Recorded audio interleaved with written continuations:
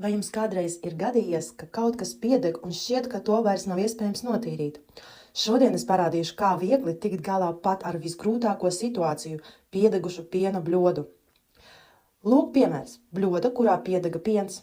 Netīrumi ir tik stipri, ka parastie mehāniskie tīrīšanas līdzekļi netiek galā, bet mums ir risinājums. Mēs ņemam mūsu līdzekli, tas ir koncentrāts, tāpēc to nepieciešams atšķaidīt ar ūdeni.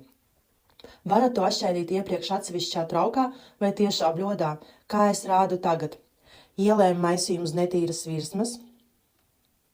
Tagad atstājam līdzekli iedarboties. Gaidām 15 minūtes, lai tas dziļi iesūktos netīrumos. Laiks pagājis. Paskatīsimies, kas mums ir sanācis.